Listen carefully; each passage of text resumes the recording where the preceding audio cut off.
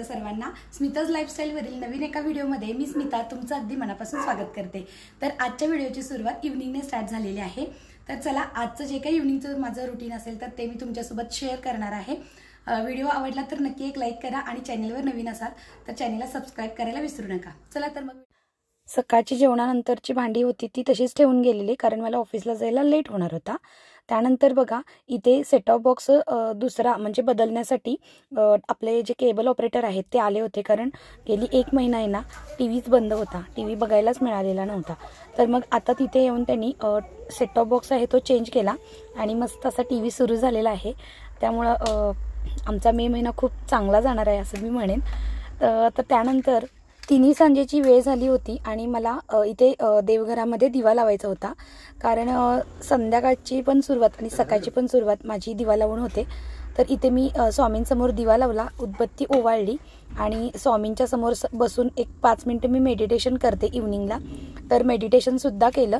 दिवसभराच्या धावपळीमधून हीच एक अशी जागा आहे की जिथं आपण शांत डोकं ठेवून माथा टेकून नमस्कार करू शकतो आणि आपलं डोकं शांत ठेवू शकतो आणि मला तर खूप आवडती ही जागा, माझी फेवरेट जागा आहे।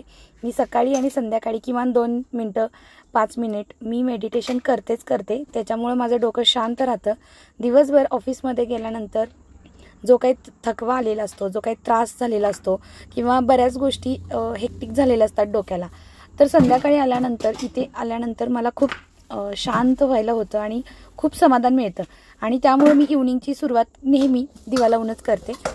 तर बघा त्याच्यानंतर मी असा विचार केला की जेवण करायचा अजून अवकाश होता, तर म्हटलं थोडीशी भांडी सकाळी पेंडिंग ठेवून गेले होते कारण जर मी भांडी घासत बसले असते तर मग सकाळी मला ऑफिसला जायला वेळ झाला असता आणि मग टाईममध्ये पोचायचं होतं कारण मला माझ्या घरापासून माझं जे ऑफिस आहे ते हार्डली 20 ते 25 किलोमीटर अंतरावर आहे आणि मग त्यामुळं काय होतं की मला पोचायला वेळ लागतो, पाऊण तास तरी माझा आरामात जातो। मग म्हटलं की थोडीच भांडी आहेत, संध्याकाळी आल्यानंतर आपल्याला क्लीन करता येते, म्हणून मग मी भांडी पेंडिंग ठेवली आणि मी ऑफिसला निघून गेले। मग आल्यानंतर म्हटलं स्वयंपाक करायच्या अगोदर जी काही थोडीफार भांडी होती ती स्वच्छ करून घेऊया आणि मग मी बाकीच्या कामांना सुरुवात करणार होते। उन्हाळ्याच्या सुट्ट्या पडलेल्या आहेत त्यामुळे सोहम त्याच्या मामाच्या गावी गेलेला होता आणि घरी आम्ही दोघेच होतो। मग म्हटलं चला दोघांचाच स्वयंपाक आहे तर कितीसा असा वेळ लागणार आहे। मग म्हटलं पहिल्यांदा किचन कट्टा आपला जो काय आहे गॅस स्टॉप वगैरे सगळं व्यवस्थित क्लीन करून घेऊया आणि मग शांत डोक्यानं व्यवस्थित आपण स्वयंपाक बनवूया। मग मी सुरुवातीला भांडी सगळी क्लीन केलीत आणि नेहमीप्रमाणे माझी रोजची सवय आहे की बेसिन क्लीन केल्याशिवाय मला तर चैन पडत नाही। त्यानंतर मला पूर्ण किचन कट्टा काउंटर टॉप मला पूर्ण क्लीन पाहिजे असतो कारण मला काउंटर टॉपवरती एकही भांडं जर दिसलं तर मला ते चिडचिड व्हायला होते आणि बऱ्याचदा कसं होतं की मला स्वयंपाक करायला खूप कंटाळा येतो, पण जेव्हा असा खूप क्लीन आणि एकदम सुटसुटीत जेव्हा मला काउंटर टॉप दिसतो तेव्हा मला हौस येते स्वयंपाक करायची आणि मला मजा पण वाटते आणि मग मी तेवढ्यासाठी सगळ्यात पहिल्यांदा हे क्लिनिंग करून घेते आणि मग त्यानंतर जे काय असेल ते स्वयंपाकाची सुरुवात। तर आज स्वयंपाकामध्ये वेगळं काही नव्हतं, म्हणजे वेगळं काही म्हणजे आपण जसं रोज चपाती भाजी भाकरी खातो तर तसं काही आज बनवायचं नव्हतं कारण आमच्या साहेबांची आज फरमाईश होती की त्यांना मिसळ खायची होती। शक्यतो मी घरच्या घरी पदार्थ बनवायला प्रेफरन्स देते, मला बाहेरचे पदार्थ जास्त नाही आवडत आणि बाहेरचे पदार्थ तेवढे आपल्या शरीरासाठी घातक पण असतात। काय त्याच्यामध्ये कुठले इन्ग्रेडियंट्स वापरलेले असतात किंवा ते पदार्थ किती स्वच्छता ठेवून बनवलेले असतात, त्याच्यामध्ये कोणत्या प्रकारचं ऑइल आणि किती प्रमाणात वापरलेलं असतं याचा आपल्याला काहीच अंदाजा लागत नाही। मग तेच पदार्थ जर आपण घरच्या आपल्या किचनमध्ये बनवले तर खूप भारी होईल। मग त्यांना म्हटलं ठीक आहे मी करून द्यायला तयार आहे, पण माझ्याकडे कुठलंही प्रिपरेशन नव्हतं। ऐन मुमेंटला सांगितल्यामुळं मग मी म्हटलं त्यांना ठीक आहे तुम्ही जाऊन बाजारातून सामान घेऊन या, मी तुम्हाला बनवून देते। मग त्याप्रमाणे त्यांनी मोडे, थोडंसं फरसाण आणि दोघांनाच पुरेल एवढा ब्रेड आणला होता आणि मग त्याच्यानंतर माझी थोडीशी मिसळ करायची स्टाईल म्हणाल वेगळी आहे, स्मिताज स्टाईल म्हणता येईल त्याला, कारण माझ्या फ्रेंड्स मला खूप चिडवतात जेव्हा माझे व्हिडिओ बघतात तेव्हा मला प्रत्येक वेळी म्हणतात की स्मिताज स्टाईल रेसिपी बनवूया म्हणून। ठीक आहे, पण माझी प्रत्येक रेसिपी जरा वेगळी आणि हटके असते, पण मी तुम्हाला खरं सांगते खूप टेस्टी असते, सगळ्यांना खूप आवडते। तर इथे मी पहिल्यांदा काय केलेलं आहे की जे बटाटे होते, माझ्याकडे एकच बटाटा होता, म्हटलं सगळ्याच्या सगळा अख्खा कापून टाकूया आपण.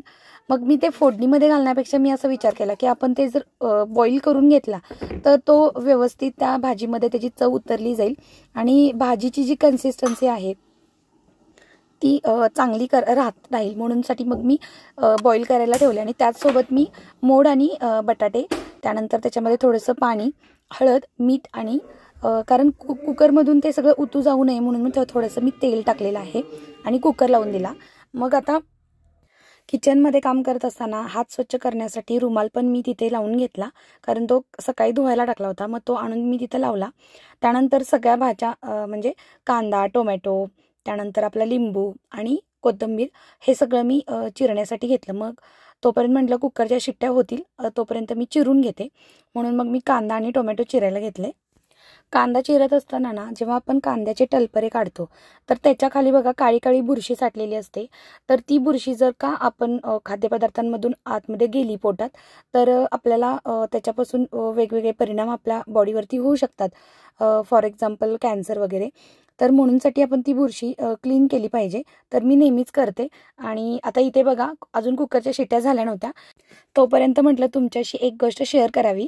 कारण मी मिशोवरून एक 4 दिवसापूर्वी पार्सल मागवलं होतं, ते मला काल रिसीव्ह झालं. मग म्हटलं तुमच्याशी शेअर करूया. तर 2 आठवड्यानंतर माझा एक खास प्लॅन असणार आहे आणि त्याचीच ही तयारी सुरू आहे. तर तुम्ही व्लॉगमध्ये कंटिन्यू राहा, तुम्हाला पुढचे अजून छान छान व्लॉग बघायला मिळतील. तर बघा या पार्सलमधून मी एक ड्रेस मागवला होता. ॲक्च्युली मी कधीच ऑनलाईन शॉपिंग करत नाही, ही माझी फर्स्ट टाईम होती. मी असा विचार केलेला की म्हणजे पार्सलमधून आपल्याला चांगलं किती मिळते नाही मिळते मला माहिती नव्हतं, त्याची स्टिचिंग कशी असते, कापड कसं असते मला काहीच माहिती नव्हतं. मग मी असा विचार केला की चला आपण एकदम कमीतली छोट्या प्राईजचं एखादी वस्तू मागवून बघूया.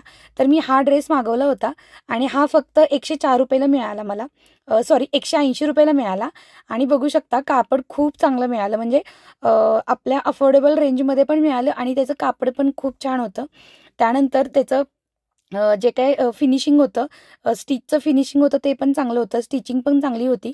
आणि सगळ्यात महत्त्वाचं म्हणजे मी ज्या साईजला मागितलं तर ती साईज मला मिळाली. त्यामुळे मी खूप खुश होते की एवढ्या छान एवढ्या अफोर्डेबल रेंजमध्ये खूप चांगली ऑनलाईन शॉपिंग केली. आणि असं वाटतं की इथून पुढं ठीक आहे आपण करू शकतो ऑनलाईन शॉपिंग, मी कधीच नव्हती केली. तर ठीक आहे, मग हे म्हटलं तुमच्याशी शेअर करावं म्हणून मी शेअर केलं. त्याच्यानंतर मग कुकरच्या शिट्ट्या झालेल्या होत्या. मग मी बटाटे जे बॉईल झालेले होते तर ते मी सोलायला घेतले, पण ॲक्च्युली काय झालं गरम होता कुकर आणि लेट झालेला खूप आणि भूक लागलेली मिस्टरांना. आणि म्हणूनसाठी मग मी गडबड करत होते, कारण मी ते कुकर थंड व्हायची पण नाही वाट बघितली. आणि बटाटे मी तसेच सोलायला जात होते तर ते माझ्या हाताला ना चटके बसत होते. मग मी चमच्याचा वापर केला तरी पण मला काही ते जमलं नाही. मग शेवटी म्हटलं चला जाऊ दे, आपण थोडंसं थंड पाणी त्याच्यात घालूया, म्हणजे थोडंसं टेम्परेचर मेंटेन होईल आणि आपल्याला बटाटे सोलता येतील. मग मी ते बटाटे सोलले आणि बघा मी ते बटाटे आणि जे काही मोड होते तर ते मी स्मॅशरने एकदम मस्तपैकी स्मॅश करून घेतले आणि याच्यानंतर मग मी फोडणी देणार होते. तर अशा पद्धतीनं मी मिसळ करते. तुम्हाला जर का आवडली असेल ना तर तुम्ही पण माझ्या स्टाईलनी मिसळ करून बघा आणि कमेंट बॉक्समध्ये मला नक्की सांगा की तुम्हाला कशी वाटली ती मिसळ. त्यानंतर इथं मी कोल्हापुरी लाल तिखट घेतलं 3 चमचे, हळद 1 चमचा, गोडा मसाला 1 चमचा, त्यानंतर एकदम काश्मीरी लाल मिरची पावडर घेतली, थोडंसं मीठ घेतलं कारण सुरुवातीला पण आपण कुकरमध्ये मीठ टाकलं होतं त्यामुळे अगदी थोडंसं घेतलं. त्यानंतर मी भांड्यामध्ये तेल घातलं आणि त्याच्यामध्ये पहिल्यांदा कांदा परतवून घेतला. त्यानंतर थोडेसे टोमॅटो घातले आणि ते पण परतवून घेतले आणि थोडंसं त्याच्यामध्ये मीठ घालून घेतलं, कारण टोमॅटो जर शिजायचे असतील तर त्याच्यामध्ये मीठ अवश्य घालायचं, लगेच शिजतात. आणि झाकण देऊन ठेवायचं, म्हणजे झाकून ठेवायचं, ते थोडीशी वाफ येऊ द्यायची म्हणजे ते टोमॅटो चांगले शिजतात. आणि त्यानंतर मग परतायचं आपण आणि मग आपण जे काय काढलेले होते पावडर मसाले ते सगळे त्याच्यामध्ये ॲड करून जायचे. ॲड केल्यानंतर परत एकदा ते परतवायचे आणि परतल्यानंतर थोडंसं पाणी घालून परत एकदा झाकून वाफ येऊ द्यायची, जेणेकरून ते पावडर मसाले आहेत ते व्यवस्थित शिजले जातील. आता थोडीशी कोथिंबीर पण मी घातलेली आहे याच्यामध्ये. मिसळला जर अजून चांगली चव पाहिजे असेल ना तर आपण जे फरसाणा आणलेला असतो तर तो फोडणीमध्ये पण त्यातला थोडासा वापरायचा, म्हणजे त्याची जी चव आहे ती आपल्या फोडणीला उतरते आणि मिसळ खूप टेस्टी लागते. तर इथे मी थोडेसे फरसाणा होता तो एकदम कुस्करून घेतला, फोडणीमध्ये घातला, त्यानंतर जे काही मी स्मॅशरनी स्मॅश केलेलं जे काही आपलं जे काही पदार्थ होता तो त्याच्यामध्ये ओतला आणि मस्त अशी खमंग फोडणी दिली आणि बघा मस्त अशी मिसळ तयार झालेली आहे. आहा मस्त, मला तर खूप आवडली. आणि आता मी इथं बाउलमध्ये सर्व करायला लागले. तर बघा कशी वाटली तुम्हाला मिसळ. मस्त अशी त्याला कट पण आलेला आहे आणि कोल्हापुरी लाल तिखट घातलेलं ना आपण त्याच्यामुळे. तर बघू शकता तुम्ही. मिसळ वाढायची पण पद्धत बघा मी जरा वेगळीच केले. सुरुवातीला जे काय आपल्या मिक्स भाज्या होत्या ते घातलं, त्याच्यानंतर मी थोडासा फरसाणा घातला, कांदा घातला, कोथिंबीर घातली, थोडंसं लिंबू. तुम्हाला जर आवडत असेल तर तुम्ही याच्यामध्ये दह्याचा सुद्धा यूज करू शकता, पण मी नाही दही वापरलं कारण संध्याकाळची वेळ होती, रात्रीची. त्यानंतर थोडेसे ब्रेड. आता इथे मला ब्राऊन ब्रेड मिळाला नाही, मग म्हटले ठीक आहे असू दे. मला म्हणजे माझ्या मिस्टरांना मिळालंच नाही, मग त्यांनी म्हटले असू दे आता खायचीच आहे तर थोडंसं हेच ब्रेड घेऊन जाऊया. आणि मग अशा पद्धतीने मस्त असा मिसळचा बेत आम्ही केला. बघा या खायला सगळेजण. आणि सगळ्यात महत्त्वाचं म्हणजे इथे खुदा गवा मूवी लावला होता ह्यांनी, कारण खूप दिवसांनी टी व्ही सुरू झालेला आणि खूप खुश होता आणि यांच्याच आवडीचा मूवी लागलेला. मी कधी नाही बघितला, पण त्यांच्या सांगण्यावरून मी थोडासा बघितला. आणि मिसळचा पहिला नैवेद्य स्वामींना पाहिजेच, स्वामींना नैवेद्य दाखवला. आणि कशी झाली मिसळ विचारली तर छान झाले. चला तर भेटू आपण पुढच्या व्लॉग. सर्वांना श्री स्वामी समर्थ.